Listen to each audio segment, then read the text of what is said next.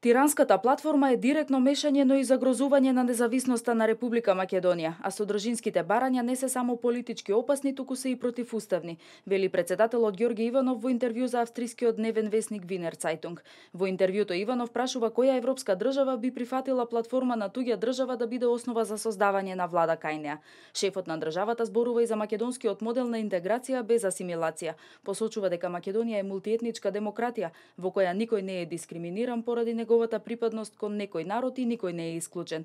Но етничките македонци, вели Иванов, се народ за себе, бидејќи овде си го оствариле правото на сопствена држава, како што турците своето право на своја држава го оствариле во Турција, србите во Србија, а албанците во соседна Албанија, а сега дури и во Косово. Ако македонските албанци сакаат да бидат конститутивен народ во Македонија, тогаш сакаат правото на сопствена држава да го реализираат и овде, без да ги земат предвид државните граници на Македонија. Ова го предвидува платформата од Тирана.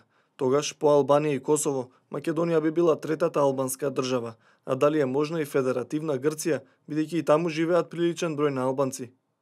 Во врска со можноста да се бира влада во собранието без определен мандат од страна на председателот, Иванов изјавува дека тоа е само желба, правно неиздржана и таквата влада нема да има легитимитет. Доколку такво нешто се случи, тогаш според Иванов би имало две влади: актуелната која е техничка влада и влада која што е без легитимност од председателот, односно без уставна основа, што ќе значи влегување во уште поголема криза.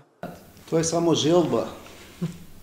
Правно неизводливо. Rechtlich ist es Оти таа влада нема да има легитимитет.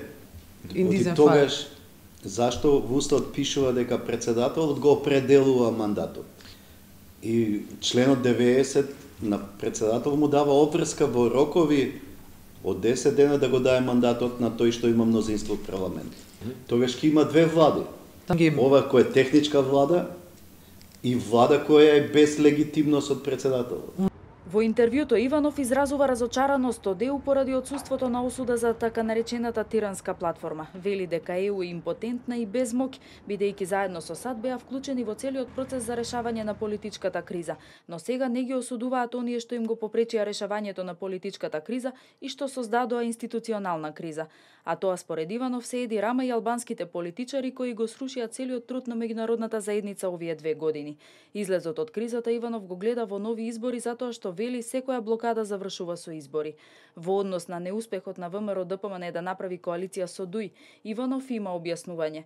Посочува дека коалицијата всушност била договорена, но во последен час имало телефонски повик и коалицијата се распаднала. Иванов го посоветува новинарот на Винер Цајтунг да истражи кој го направил тој телефонски повик.